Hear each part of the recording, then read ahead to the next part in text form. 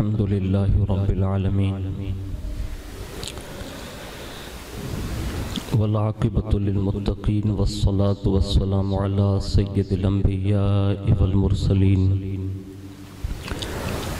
وعلى آله وأصحابه وأزواجه وذرياته وأهل بيته وابنه الغوث الأعظم الجيلاني ومعين الملة والدين وشيخ الإسلام والمسلمين أعلى الحضرة الإمام أحمد رضا وعلى عباد الله الصالحين أجمعين أما بعد فأعوذ بالله من الشيطان الرجيم بسم الله الرحمن الرحيم يا أيها الذين آمنوا لا تدخلوا بيوتا غير بيوتكم حتى تستأنسوا وتسلموا على أهلها ذلكم خير لكم لعلكم تذكرون فإن لم تجدوا فيها أحدا فلا تدخلوها حتى يؤذن لكم وإن قيل لكم ارجعوا فارجعوا هو أزكى لكم والله بما تعملون عليم ليس عليكم جناح أن تدخلوا بيوتا غير مسكونة فيها متاع لكم والله يعلم ما تبدون وما تكتمون قل للمؤمنين يغضوا من أبصارهم ويحفظوا فروجهم ذلك أزكى لهم إن الله خبير بما يصنعون صدق الله العظيم وصدق رسوله النبي الأمين المختار الكريم ونحن على ذلك لمن الشاهدين والشاكرين والحمد لله رب العالمين. آئیے سب سے پہلے مذہب اہل سنت والجماعت یعنی کہ مسلک اعلیٰ حضرت کے قدیم دستور کے مطابق ہم سب کے آقا و مولا حضور سراپا نور سیدنا محمد رسول اللہ صلی اللہ تعالی علیہ وآلہ وسلم کی بارگاہ پر نور میں جی لگا کر درود پاک کی نظریں پیش کر لیں. اللہم صلی علی سیدنا مولانا محمد معدن الجود والکرم وعلی آلہ وصحابہ وبارک وسلم صلاۃ و سلام علیک یا رسول اللہ صلی اللہ تعالی علیہ وآلہ وسلم. نبی اور آل نبی پر ایک بار اور محبت سے جی لگا کر درود شریف پڑھ لیں. اللہم صلی علی سیدنا مولانا محمد معدن الجود والکرم وعلی آلہ وصحابہ وبارک وسلم صلاۃ و سلام علیک یا رسول اللہ صلی اللہ تعالی علیہ وسلم. حصول برکت کے لیے ایک بار اور محبت سے جی لگا کر درود شریف پڑھیں. اللہم صلی علی سیدنا مولانا محمد معدن الجود والکرم وعلی آلہ وصحابہ وبارک وسلم صلاۃ و سلام علیک یا رسول اللہ صلی اللہ تعالی علیہ وآلہ وسلم. امام عشق و محبت اعلیٰ حضرت فاضل بریلوی رحمۃ اللہ تعالی علیہ بارگاہ رسالت مآب صلی اللہ تعالی علیہ وآلہ وسلم میں فریاد کرتے ہوئے عرض گزار ہیں کہ شافع امم شہدی جاہ لے خبر اے شافع امم شہدی جاہ لے خبر للہ لے خبر میری للہ لے خبر. اور دریا کا جوش ناؤ نہ بیڑا نہ ناخدا میں ڈوبا تو کہاں ہے میرے شاہ لے خبر. اور منزل کڑی ہے رات اندھیری میں نابلد اے خضر لے خبر میری اے ماہ لے خبر. پہنچنے والے تو منزل مگر شہا پہنچنے والے تو منزل مگر شہا ان کی جو تھک کے بیٹھے سرے راہ لے خبر. اور جنگل درندوں کا ہے میں بے یار شب قریب جنگل درندوں کا ہے میں بے یار شب قریب، گھیرے ہیں چار سمت سے بدخواہ لے خبر، گھیرے ہیں چار سمت سے بدخواہ لے خبر، اور مجرم کو بارگاہ عدالت میں لائے ہیں، مجرم کو بارگاہ عدالت میں لائے ہیں، تکتا ہے بے کسی میں تیری راہ لے خبر۔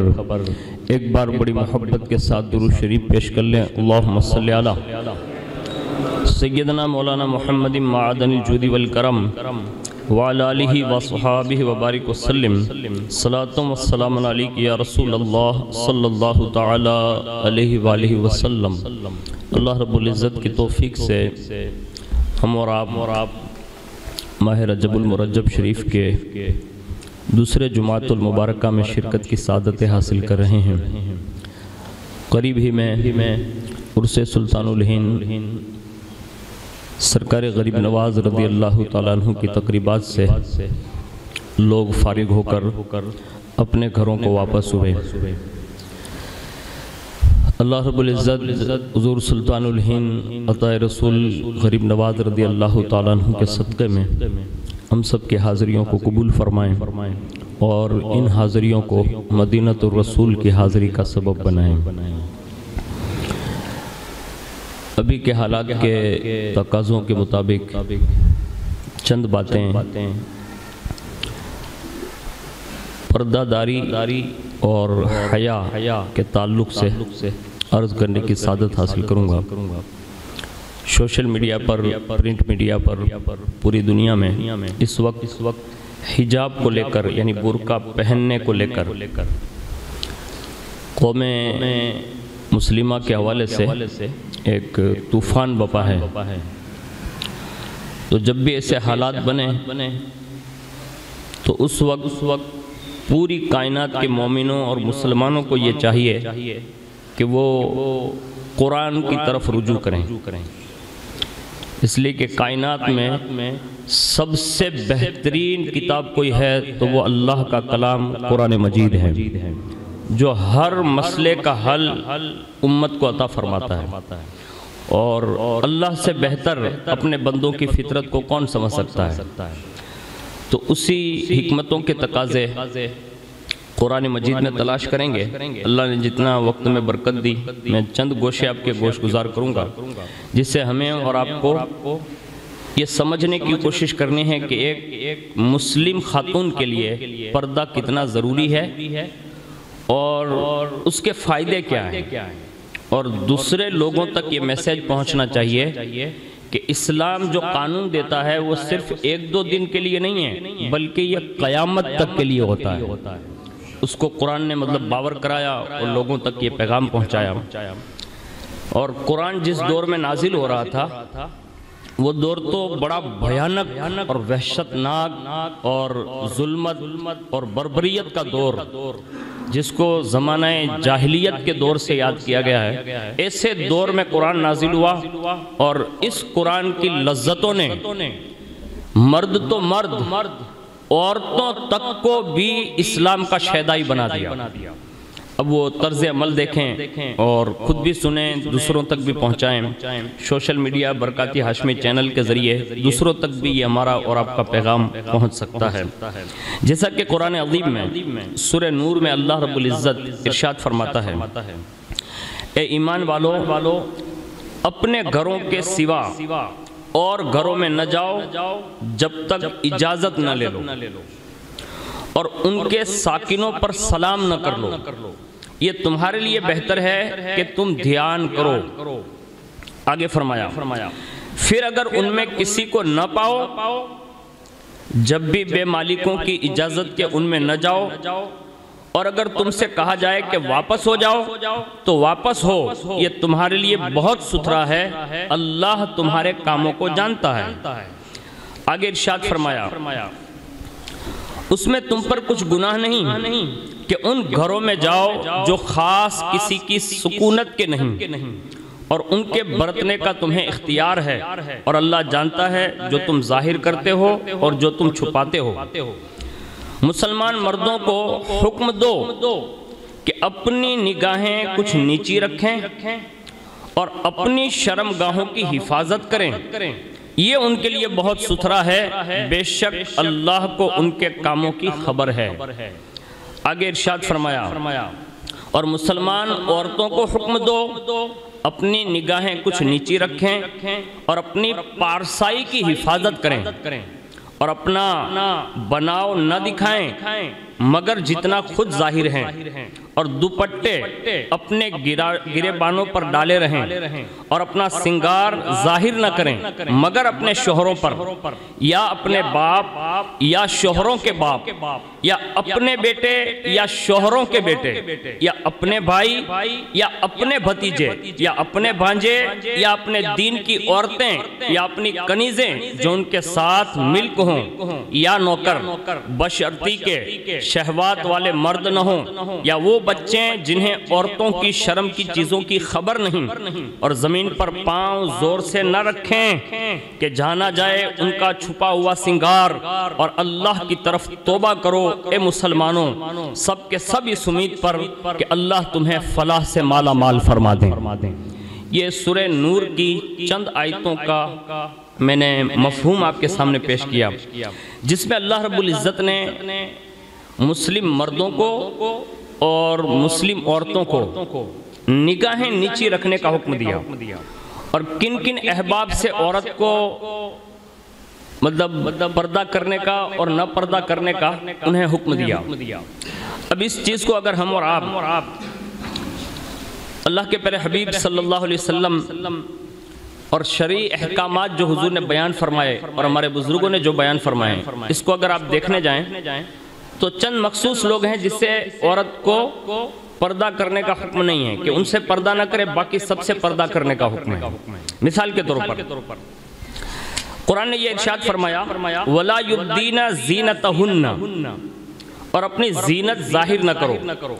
اس آیت سے ان مردوں کے بارے میں بتایا گیا جن کے سامنے عورت اپنی پوشیدہ زینت کے اعضاء مثلا سر، کان، گردن، سینہ، بازو، کوہنیاں اور پنڈلیاں وغیرہ ظاہر کر سکتی ہیں۔ چنانچہ وہ مرد حضرات کون کون ہیں اس کو سنیے۔ نمبر ایک شوہر، نمبر دو باپ، نمبر تین شوہروں کے باپ، نمبر چار اپنے بیٹے، نمبر پانچ شوہروں کے بیٹے، نمبر 7 اور 6 سگے بھائی اور سگے بھتیجے، نمبر 8 سگے بھانجے، نمبر 9 مسلمان عورتوں کے سامنے، نمبر 10 اپنی ملکیت میں موجودہ کنیزوں کے سامنے، نمبر 11 مردوں میں سے وہ نوکر جو شہوت والے نہ ہو، نمبر 12 وہ بچے جنہیں عورتوں کی شرم کی چیزوں کی خبر نہیں اور وہ ابھی نہ سمجھ ہو۔ یہ 12 افراد ایسے ہیں جن کے سامنے عورت اگر پردہ نہیں کرے تو چلے گا۔ باقی دنیا کے جتنے بھی مرد ہیں ان سب کے سامنے عورت کے لیے حکم یہ ہے کہ وہ پردہ کرے۔ ہاں، یہ 12 افراد ایسے ہیں جس کے بارے میں یہ حکم دیا کہ اگر ان کے سامنے وہ گئی تو کوئی حرج نہیں ہوگا۔ اور پردے کے دینی بھی فائدے ہیں اور دنیاوی بھی فائدے ہیں۔ ابھی اپنے سوشل میڈیا پر غالباً کرناٹک کا واقعہ ہوا اور پوری سوشل میڈیا پر جو ایک ٹولہ آیا اور ایک برقع پوش خاتون کے سامنے انہوں نے کچھ جسارت کرنے کی کوشش کی۔ اس سے پہلے چند خاتونوں پر وہ لوگ حملہ کر چکے تھے اور یہ آخری بچی تھی تو اس کے ساتھ بھی انہوں نے ایسا سلوک کرنے کی کوشش کی۔ قدرت کا کمال یہ کہ اس بچی کو اللہ نے یہ ہمت دے دی کہ جب وہ اپنے مذاہب کے نعرے لگا رہے تھے اس خاتون نے اللہ اکبر کی صدا بلند کر دی۔ اب یہ کتنا طاقتور جملہ ہوگا لفظ اللہ اکبر کہ وہ جتنے بھی آئے تھے وہ ویسے سہم گئے ہو جیسے۔ پتہ یہ چلا کہ جب بھی مسلمانوں نے یہ صدا لگائی ہے نا تو کفر لرز اٹھا ہے۔ آج بھی ہماری اذانوں سے جو انہیں تکلیف ہے نا وہ آواز کی وجہ سے نہیں ہے، ورنہ دنیا میں شور تو بہت ہو رہا ہے، ڈی جے بج رہے ہیں، لوگ ناچ رہے ہیں، کود رہے ہیں، باجے بجا رہے ہیں، سب کچھ ہو رہا ہے، کوئی بند کرانے کی بات نہیں کرتا۔ اذان 5 وقت ہوتی ہے نا دین میں، وہ بھی چند منٹ کے لیے ہوتی ہے، لمبی چوڑی بھی اذان کوئی دے گا تو زیادہ سے زیادہ 2 منٹ لگے گی یا 3 منٹ. آخر ان کو تکلیف کیوں ہے؟ تکلیف نہیں ہے، لفظ اللہ اکبر کا روب جو ہے وہ ان کے سینوں کو لرزا دے رہا ہے. ہاں لیکن اب ہمیں بھی یہ چاہیے کہ ہم بھی اپنے مذہب کا احترام کرنا سیکھیں. قوم کی بیٹیاں برقعے پہنے گی اور سماج کا ہر نوجوان اپنے سر پر ٹوپی بھی لگائے گا اور اپنے چہرے پر داڑھی بھی سجائے گا اور دنیا کو یہ باور کرائے گا کہ تم مخنث لوگ ہو، اللہ نے تو ہمیں مرد پیدا کیا ہے اور ہم شیر خدا کے ماننے والے لوگ ہیں، جہاں قدم رکھتے ہیں شیروں سے بہتر رول ادا کر سکتے ہیں. یہ ہمیں باور کرانا ہوگا، ورنہ خالی چپٹی لے کے بیٹھے رہو گے نا وہ گدڑوں کی طرح تو یہ بھیڑیے لوگ بھیڑیے کھا جائیں گے. لیکن ان سے کہنا کہ قرآن نے ہمیں وہ ہمت دے رکھی ہے، ایک بچی کا اللہ اکبر پوری دنیا کو مطلب ہلا کر رکھ دیتا ہے. میں کہتا ہوں جب ایک صدی کے کئی صدیوں کے بعد ایک مسکان نام کی خاتون اللہ اکبر کہے تو یہ کیفیت ہے. مجھے بتاؤ ملک کے شام اور ملک کوفہ کے اندر حضرت زینب نے جب نعرہ لگایا ہوگا تو کیا حال رہا ہوگا. یہ دنیا میں باور کرانا چاہتی ہے کہ آخر یہ لوگ جس دین کو مانتے ہیں اس دن سے یہ دور ہو جائیں، لیکن ہم حالات سے سمجھوتا نہیں کرتے. ہم میں تو جو قرآن کہتا ہے نا ہم وہی کرتے ہیں. دینی اور دنیاوی فائدے پردے کے کیا ہے اب بتانا، اپنی قوم کی بیٹیوں کو بتانا. اور میں تو جتنے بھی دوست احباب ہیں جن کو اللہ نے وسعت دی ہے اپنے اپنے علاقوں میں اپنی بیٹیوں کو کہہ کر، اپنی بیویوں کو کہہ کر، اپنی ماں بہن بیٹیوں کو کہہ کر عورتوں کے اجتماعات شروع کر دو اور انہیں اتنا سمجھاؤ کہ دنیا حیرت میں ڈوب جائیں کہ ایک مسکان خاتون کا پیچھا کرنے کا نتیجہ یہ ملا کہ کائنات کی ہر مصطفیٰ کی کنیز برقعے میں نظر آنے لگی. یہ پیغام ہمیں دینا ہوگا اور یہی اس کا بائیکاٹ ہے. اب وہاں دلی تک نہیں جا سکتے، اب ہائی کورٹ سپریم کورٹ تک نہیں جا سکتے، کم از کم اپنی گھر کی بیٹی کو اچھے برقعے والے کپڑے تو پہنا سکتے نا. ہاں یہ ضرورت ہوگی. آج ہمارے یہاں جو خرافات ہو رہے ہیں نا اور اس میں ہماری عورتیں جتنی زیادہ ہوتی ہیں اتنے مرد بھی نہیں ہوتے. اب دیکھ رہے ہیں پوری دنیا دیکھ رہی ہے. شادی میں آپ دیکھ لیں نکاح کا وقت ہو، مولانا صاحب آ گئے، پیر صاحب آ گئے، سماج کے ذمہ دار آ گئے، سب سے زیادہ آواز کس کا بلند ہوتا ہے بھائی؟ زور سے بولو. عورتوں کا. ہم نے خود چھوٹ دے رکھی ہے. آپ کو اللہ نے حاکم بنایا، آپ اس پہ کنٹرول کرنا سیکھیں، انہیں ممانعت کریں. اور ہمارے یہاں جتنے بھی جماعت خانے یا جہاں بھی ہمارے رواج ہیں عورتیں بھی ساتھ میں کھا رہی ہے، یہ قریب میں مرد بھی کھا رہے ہیں. بانا واٹوا میں کوئی بھائی کیا تھے تم نے بھائی کی دو بھائی، یعنی تم کون سے بھائی ہو؟ قرآن تو یہ کہتا کہ بس یہی 12 لوگ ہیں، اس کے سوا کوئی نہیں، سب اجنبی ہے. 12 افراد کے سوا تمہارا کوئی عورتوں کا بھائی نہیں ہے. عورتوں میں بھی اگر ہم کھانا بانٹیں گے تو صرف عورتیں بانٹیں گی اور وہ بھی پردے کی آڑ میں بانٹے گی. ہمارے یہاں چاہے نکاح ہو، زیارت ہو، چہلم ہو یا کوئی بھی رسم ہو، اس میں ہمیں سب کو خود اس پردے پر اپنی بچیوں کو عامل بنانا ہوگا تاکہ دنیا کو پتا چل جائیں کہ آج بھی ماں خاتون جنت کی کنیزائیں زندہ ہیں. ہاں اور دوسری بات ایک بتا دوں، ہمارے یہاں ایک رواج ہے اور اس کو کوئی جلدی بیان نہیں کرتا. یہ بیان کرنے کے لیے کوئی اعلیٰ حضرت زندہ ہونا چاہیے. ہر حضرت کا کام بھی نہیں ہے. یہ صرف اعلیٰ حضرت لکھ سکتے ہیں، کسی پیر کی طاقت نہیں، کسی مولوی کی طاقت نہیں. یہ اگر کوئی کہہ سکتا ہے نا تو صرف بریلی کا رضا کہہ سکتا ہے. اور وہ بات کیا ہے؟ فرمایا عورتوں کو مزارات پر جانا حرام اور حرام ہے. یہ صرف اعلیٰ حضرت بول سکتے ہیں، دوسرا کوئی حضرت نہیں بول سکتا. آپ کو جو میں بول رہا ہوں نا یہ بالکل صحیح ہے. قوم کی بیٹیوں کو درگاہوں پر بھیجنے کی ضرورت نہیں ہے. ہماری قوم کی بیٹی درگاہ پر نہیں جا سکتی اور ہم اس کو مطلب بڑا آسان سمجھ لیے. اللہ کے لیے کوشش کیجئے، جو پہلے کام بگیچے میں ہو رہے تھے نا اب یہ وہاں ہو رہے ہیں اور اس کو ہم سب جانتے ہیں. ایسا کوئی نہیں کہ میں بول رہا ہوں، نہیں، اب سب جانتے ہیں کہ ہو کیا رہا ہے. اس لیے ہمیں اس میں بھی احتیاط برتنا ہوگا. ہمیں اپنی قوم کی بیٹیوں کو سمجھانا ہوگا کہ تم نے حضرت شاہ کو کمزور سمجھ رکھا ہے. حضرت شاہ اگرچہ لیٹے ہوئے زمین میں لیکن وہ پورے اونا نہیں، جہاں ان کے نمائندے اور ان کے چاہنے والے نا ہر کسی کی خبر رکھ رہے ہیں. سب کی خبر رکھ رہے ہیں. آج ہمارے یہاں یہ رواج بنتا جا رہا ہے اور ٹوروں کے نام پر، فنکشنوں کے نام پر، پارٹیوں کے نام پر ہم نے خود ہی اس عورت کو باہر بھیجنا شروع کر دیا. کہا مولانا ماڈرن دور ہے، اس میں گھر میں پنجرے کی طرح عورتوں کو تھوڑا رکھا جا سکتا ہے. میں کہتا ہوں ایک مثال کے ذریعے، ہیرا جو قیمتی ہوتا ہے، قیمتی، اس کو ہر آدمی سے ہاتھ میں لے کے بازار میں نہیں گھومتا ہے. میں نے کہا بھائی ہیرا قیمتی لے کے بازار میں کیوں نہیں گھومتے؟ تو کہا مولانا قیمتی ہے، کوئی لٹیرا لوٹ نہ جائے. یعنی یہی کہہ گا نا، سونے کا ہار ہے آپ کی بیوی کا، لے کے گھومتے ہو، ایسے ہاتھ میں لے کے مارکیٹ میں نکلو، نہیں نکلتے. کیوں؟ کہا مولانا قیمتی ہے، اتنے لاکھ روپے دیے. میں نے کہا جیسے سونے کا ہار اور ایک قیمتی ہیرا جتنا قیمتی ہے نا، اس سے کروڑوں درجہ زیادہ ایک مسلمان خاتون کی عزت قیمتی ہے. یہ ہمیں سمجھانا ہوگا اپنی قوم کی بیٹیوں کو. اس کے فوائد میں آپ کو بتا دیتا ہوں. نمبر ایک، پردہ کرنے پر اللہ راضی ہوتا ہے اور اس کے محبوب راضی ہوتے ہیں. پہلا فائدہ یہ. دوسرا، پردہ ایمان کی علامت ہے. جو بھی بیوی دنیا بھر میں پردہ کرتی ہوگی نا، اس کے ایمان کی گواہی دینا چاہیے، کیونکہ ایمان کا ہی تقاضا ہے کہ وہ پردہ کرنے پر بندی کو مجبور کرتا ہے. یعنی ایمان اتنی حرارت والی چیز ہے. تو فرمایا کہ وہ پردہ دار ایمان، یہ پردہ دار جو عورت ہے نا، اس کی یہ ایمان کی علامت ہے کہ وہ پردہ کر رہی ہے. نمبر دو، یہ اسلام کا شعار ہے، نشانی ہے پردہ کرنا. آگے فرمایا یہ مسلمان خواتین کی پہچان ہے. ہاں، یہ اسلامی نہج ہے کہ مسلم خاتون پہچانی ہی پردے سے جاتی ہے. نمبر تین، پردہ یہ شرم و حیا کی علامت ہے. یعنی جو جتنی خاتون حیادار ہوگی وہ اتنا زیادہ پردہ کرے گی. اور فرمایا حیا کرنا یہ اللہ کو بہت پسند ہے. اس کا مطلب یہ ہوا کہ وہ اللہ کی محبوب ہیں، یعنی بارگاہ میں مقبول ہیں. نمبر چار، پردہ عورت کو شیطان کے شر سے محفوظ رکھتا ہے. جہاں بھی یہ جنات وغیرہ کے جو بھوت پلیت کے معاملات ہوتے ہیں نا، عورتوں پر حاضریاں زیادہ آ رہی ہے اور ہمارے یہاں تو ڈھونگ زیادہ ہو رہا ہے. یعنی بایو اٹلی ڈھونڈے نے گھڑی پیرو تو اپنے وچارتا ہے کہ آنے جنت پکڑی لیتا ہے. یعنی اپنے آٹا ماری نا بھائی، رات دی آٹا ماری پر بس یہ بہتر نے تو ایوا پکڑی رکھتا ہے، یہ دھونے نے تو اپنے ہم تک وہی بابا وانو ہوں ہے.